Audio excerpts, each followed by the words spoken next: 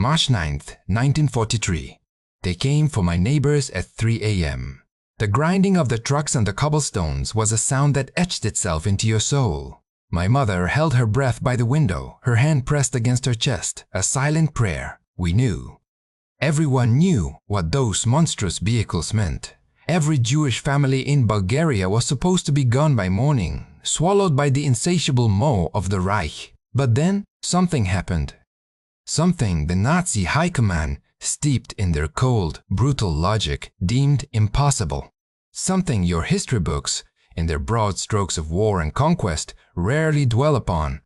This is a story of an entire nation, not of soldiers in trenches, but of ordinary people in their homes, their churches, their workplaces, who became silent, unwavering resistance fighters. They fired not a single shot, yet they stood firm against the tide of genocide. This is the story of how ordinary hands wove an invisible shield, how a whisper of dissent grew into a roar of defiance, and how the moral compass of a nation in its darkest hour refused to shatter. And yes, it isn't a fable, it actually happened. Meet Moshe and Sarah Benvenisti. Sofia was their world, a mosaic of vibrant traditions and quiet lives. Now that world was shrinking, suffocating under the darkening shadow of war. They were a couple like any other, their love, a steady flame in the growing chill of uncertainty. But tonight, March 8, 1943, was different. Tonight, every breath felt like a luxury, every silence a prelude to despair. Small, worn suitcases sat by the door, packed with only the barest essentials. A change of clothes, a family photo, a worn prayer book. The Germans, with their chillingly efficient propaganda, had promised them work in the East. But the East, they knew in their hearts, was a graveyard. Their daughter Rachel carried the weight of this unspoken terror in a child's way. Just 12, she'd heard the hushed conversations, the fearful pronouncements. Her most prized possession, a tattered rag doll named Lila, was her confidant. Tonight, she hid Lila beneath the creaking floorboards, a desperate act of preservation, a child's pact with hope. She imagined Lila safe there, waiting for their return, for a return that even her parents dared not hope for. They knew. The stories from Poland, from Greece, from the neighboring Balkan states had seeped into Sofia like a poisoned fog. Transports, relocations, euphemisms for the death camps. The sheer scale of the horror was unimaginable, yet it was unfolding inexorably around them. Moshe, a man of quiet dignity, felt the foundations of his world crumbling. Sarah, his resilient wife, moved with a practiced grace, but her eyes held a profound weariness, a flicker of extinguished dreams. Then came the knock, a sharp, insistent rap that splintered the fragile peace of their evening, a harbinger of doom. A document, stark and official, ordered them, report to the Jewish Community Center tomorrow at 6 a.m. Bring only what you can carry. It was a sentence delivered by a messenger of oblivion. The ink on the page seemed to burn, a brand of exile and death. Later, as the city slept a fitful, haunted sleep, Moshe sat at their small table. He opened a fresh sheet of paper, his hand trembling as he dipped the quill into the inkwell. He began to write a letter to his sister, still clinging to a desperate hope that she was safe in Paris. "If this is goodbye," he wrote, his words a whisper against the vast silence, "know that we die knowing who we are. We stood tall, we loved, we believed." He never mailed that letter. It remained a testament to the unwritten histories, the unspoken farewells of a generation. The same dawn that brought terror to the Benvenisti family heralded a different kind of awakening in the stately halls of the Bulgarian parliament. Here, amidst the polished wood and hushed negotiations, moved Dimitar Peshev. A quiet man, unassuming in his demeanor, Peshev was the deputy speaker of the National Assembly. He was known for his conservative principles, his meticulous attention to parliamentary procedure, and a reputation for integrity, though hardly a firebrand or a radical. Yet, within him, a conscience was stirring, a moral compass about to be severely tested. His morning was interrupted by an unexpected visitor, his old friend Jacob Baruch. Jacob was a man he'd known since childhood, their lives intertwined through shared games in dusty village streets and heated debates in university lecture halls. Now, Jacob stood before him, a spectral figure, his face drained of all color, his eyes wide with a desperate plea. In his trembling hand, he held a telegram, its words a searing indictment, a death warrant. "Begin immediate deportation of all Bulgarian Jews," it read. This was a document, Jacob explained, that Peshev, despite his high office, had not been privy to, a dark secret kept deliberately out of the reach of those who might object. Peshev's world fractured in that moment. He was a loyal party member, a man who believed in the established order, in duty to the state. But he was also a human being, a man who had shared laughter and dreams with the very people now condemned. The words on the telegram were not abstract. They spoke of Jacob's family, of the countless Jewish families like the Benvenistis, of the vibrant community that was an intrinsic part of Bulgarian life. The image of Jacob's childhood face, innocent and trusting, swam before his eyes, mocking the cold indifference of the decree.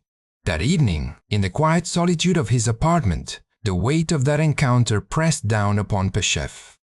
Sleep was an impossible dream.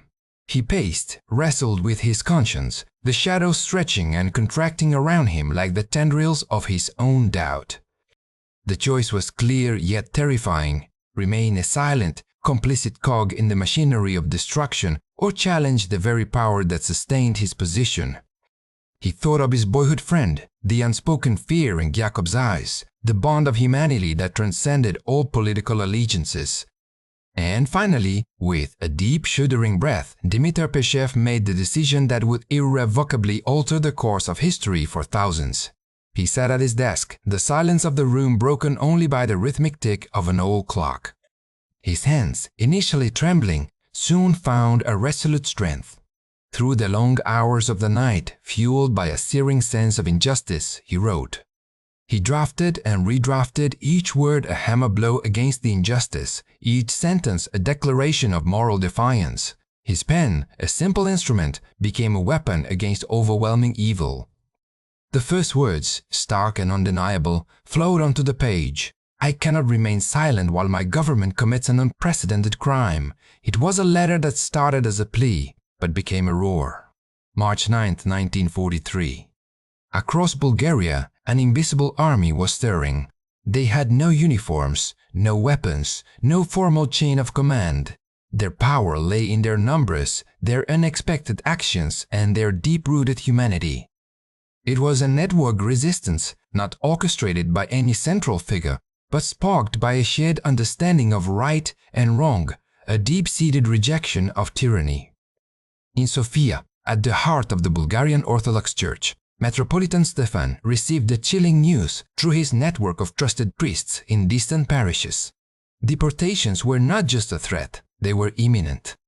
Without hesitation, risking everything he held dear, his liberty, even his life, he issued a decree. The church bells, they were to ring, continuously, mournfully, defiantly. It was a pre-arranged signal, not for alarm, but for a gathering of souls. The bells weren't random chimes, they were a call to human dignity, echoing ancient Christian teachings of neighbor love, a resounding affirmation that to stand by silently was to become complicit. And then there was the barricade of old ladies. Women like Metropolitan Stefan's dignified mother-in-law, who, with little left to lose, found a boundless reservoir of courage. They gathered, these grandmothers, these matriarchs, their faces etched with the wisdom of generations, and physically bluffed the train tracks. They stood steadfast, daring the soldiers, burdened by their uncomfortable uniforms and their orders, to arrest grandmothers dressed in traditional clothes. Their very presence was a silent, unshakable protest. Other pensioners, with surprising agility, sustained protesters with simple offerings of bread and soup, creating makeshift networks of sustenance and solace, transforming despair into defiance. The railway workers, too, became unsung heroes. Ordinary men, their hands calloused from years of labor, transformed into improbable saboteurs. They lost crucial deportation orders, their faces etched with feigned concern. They claimed engine trouble at the most opportune moments, delaying the grim schedule. One engineer, forewarned by the growing whispers of resistance, deliberately derailed empty boxcars meant for human cargo, creating a timely, providential blockage. "We refuse to become death accounters," one later stated, his voice ringing with quiet pride. The telegraph operators, too, played their part, deliberately delaying or scrambling orders, their nimble fingers becoming instruments of salvation. And back in their Sofia apartment, the Benvenisti family braced for the inevitable. At 8 a.m., the dreaded sound of the trucks grew louder, a mechanical beast groaning to a halt outside their building. Sarah covered Rachel's eyes. Moshe held his wife tightly. They waited for the knock, for the brutal end of their lives as they knew them. But then, a miracle, the trucks didn't stop, they drove past. And then, impossibly, they turned around and rumbled away, their roar fading into the distance. Rachel, her small body trembling, pulled away from her mother and ran to the window. The street was empty. She burst into tears, tears of relief, of disbelief, of a hope so profound it felt like pain. A moment later, a woman, a neighbor they had known for years but never truly spoken to, appeared at their door. In her hands, a loaf of warm, freshly baked bread. "Your mother told me to tell you," the neighbor whispered, her eyes kind. "You're not alone anymore." It was a simple gesture, but in that moment, it was a sacrament, a promise of shared humanity. The next day, March 10, 1943, the Bulgarian parliament became a stage for an unforeseen drama. Peshev's letter, penned in the depths of his conscience, didn't just circulate within the quiet corridors of power. It detonated. It ripped through the carefully constructed facade of political conformity, revealing the deep moral schism beneath. Within hours, an astonishing 42 deputies, many of them from the pro-government majority, signed Peshev's protest. We know their names, their histories. Men who, often in defiance of their own political interests, chose to stand on the side of justice. They were not radicals, they were patriots. They saw with terrifying clarity that the deportations would not just stain Bulgaria's honor, but destroy its very soul. They understood that to participate in such an act was to betray not only their Jewish compatriots, but the fundamental values of their nation. The pressure was relentless. Prince Kirill, the acting regent, found himself inundated. Letters, petitions, condemnations poured in from every segment of society. The Bulgarian Orthodox Church, the Union of Lawyers, the Union of Doctors, Artists, Writers, all, with a singular voice, implored the government to halt the deportations. The moral fabric of the nation was unraveling, and the outcry was impossible to ignore. The will of the people, so often dismissed in totalitarian regimes, was asserting itself with an undeniable force. Then came the moment. A clerk, his hands trembling with a mixture of fear and anticipation, opened a sealed envelope. The silence in the chamber was absolute. He read the contents, his eyes scanning the official directive. A profound sigh of relief seemed to ripple through the room. The order: delay the deportations for review. It was a stay of execution, a breath of life. With a hand that still trembled, but now with profound relief, he stamped the document. "Can 3, he whispered. The date, March 3rd, echoing through the chamber. It became more than a date, it became a symbol. Can 3, Bulgarians would later say, is when we chose humanity. It was the day the invisible parliament, the conscience of a nation, convened and delivered its verdict. The deportations were halted, but the threat, a chilling phantom, remained. For the next 2 agonizing years, between 1943 and 1945, the sword of Damocles hung precariously over the heads of Bulgaria's Jews. They lived in a state of suspended animation, a fragile peace that could shatter at any moment. The official order was suspended, but the underlying danger had not vanished. Thousands were warned to stay hidden, to melt into the shadows, to disappear into the vastness of the Bulgarian landscape. Many spent their nights in the hushed embrace of forests, seeking refuge under the sprawling canopy of ancient trees. Others found shelter in the homes of Christian neighbors, welcomed into their hearts with a quiet, unquestioning kindness that defied the harsh realities of war. Michael Bar-Zohar, in his definitive account of the rescue, documented countless stories of ordinary Bulgarians, the unassuming heroes who adopted entire Jewish families. They provided food, shelter, comfort, a semblance of normalcy in a world gone mad, a vast, unspoken network of compassion stretched across the land. Priests and monks, pillars of their communities, risked everything to provide false baptismal certificates, creating new paper identities for Jewish children, weaving a protective shroud of legality around their fragile lives. Moshe Benvenisti, our quiet father, found a new purpose too. He became part of a secret courier network, delivering Jewish newspapers words of hope and defiance through the whispered labyrinths of the resistance. He was no longer just a man waiting for death, but an active participant in life's stubborn, beautiful fight. Yet, in this story of unparalleled rescue, we must also acknowledge the tragic, agonizing exception. While the Jews within Bulgaria's pre-941 borders were saved, those in the Bulgarian-occupied territories of Macedonia and Thrace were not as fortunate. Approximately 11,403 souls from these regions were rounded up, transported through Bulgaria, and ultimately met their end in the monstrous death camps of Treblinka and Auschwitz. This stark, painful distinction underscores the profound complexity of Holocaust history, where geopolitical realities, the shifting tides of national sovereignty, and the direct, brutal grasp of Nazi power played a devastating role in determining who lived and who perished. It is a reminder that even in narratives of light, the shadows can never be fully erased, and the ethical dilemmas remain eternally complex. Decades passed, the scars of war began to fade, but the memories, both harrowing and heroic, remained. Today, the echoes of that courage resonate through the streets of Sofia and in the hearts of those whose lives were touched by the invisible parliament. My mother's gravestone, it doesn't just bear her name, it bears a testament. It reads, "She died free because Bulgaria chose to save her people." It's a simple phrase, but it holds a universe of meaning. It means that even in the darkest night, light can prevail if enough people choose to hold it aloft. And what of Dimitar Peshev, the quiet deputy who stirred a nation? After the war, under the new communist regime, his actions were not celebrated. He was expelled from his party, ostracized, forced to live in obscurity, his name all but erased from public memory. He died poor, his monumental courage largely unrecognized until years later. But in 1973, France, recognizing his profound moral act, awarded him the Legion of Honor.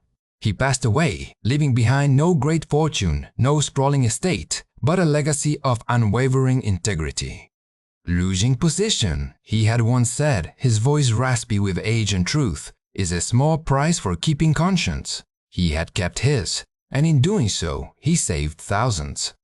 Today, Sofia's central synagogue, once perilously close to becoming a silent, empty shell, thrives anew. Its ancient stones resonate with prayers and celebrations.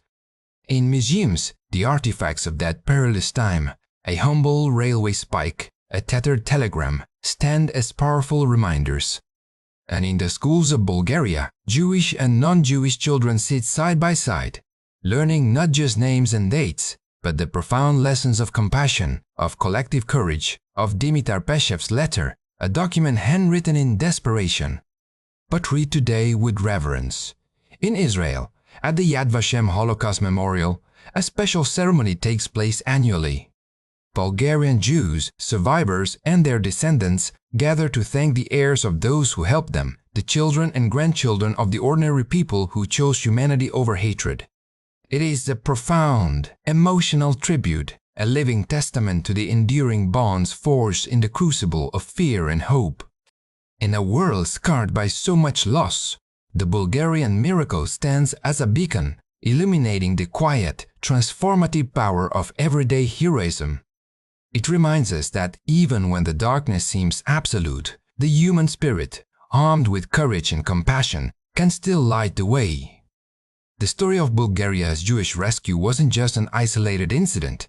It was a pebble dropped into the ocean of history, creating ripples that continue to expand, touching lives and shaping destinies. At the micro level, the impact was deeply personal, intrinsically woven into the fabric of families. For the Benvenisti family, Rachel grew up not just as a survivor, but as a historian. She dedicated her life to documenting every detail of the rescue, ensuring that the selflessness of strangers would never be forgotten. Her grandchildren today live vibrant lives in both Israel and Bulgaria, embodying the living bridges her family became. They carry dual citizenship, not just on paper, but in their very souls, connecting two nations through a shared history of defiance and gratitude. And think of the humble acts. The neighbor's bread, offered in a moment of utter desperation, became more than just sustenance. It transformed into a family recipe passed down through generations, becoming part of Shabbat blessings. "This is the bread," they would whisper, "that saved our people." Hidden in plain sight, many houses that sheltered Jews became quiet landmarks, their walls imbued with the spirit of ancient laws of hospitality, a sanctity that protected those within. On a macro level, Bulgaria stood alone. It remains the only Axis partner that, amidst the brutal machinery of the Holocaust, managed to save its entire Jewish population within its pre-war borders. This act forged a powerful narrative of civilian resistance, demonstrating how ordinary individuals, through a multitude of small coordinated actions, could collectively protect an entire community.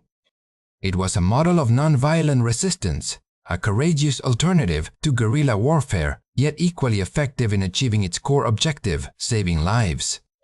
This defining moment influenced post-war Bulgaria's unique refusal to revert to anti-Semitic policies, a stark contrast to many other Eastern Bloc countries. Today, Israel recognizes the Bulgarian righteous among the nations, those brave individuals who risked their lives to save others. A forest of 48,000 trees, one for each saved Bulgarian Jew, stands as a living monument, a testament to the enduring power of compassion and courage. This story, though rooted in the past, asks profound questions of us today. Could your professional position, perhaps as a teacher, a lawyer, a civil servant, offer the same life-saving power as Dimitar Peshev's deputy role? Are there levers of influence we overlook in our daily lives? What would you risk for neighbors you barely know, for strangers who simply share the human condition? How do we, in our own communities, in our own time, build the kind of trust, the kind of solidarity where strangers become willing to offer shelter, where compassion becomes an instinct, not just an ideal? The invisible parliament teaches us that courage isn't always a grand, dramatic gesture.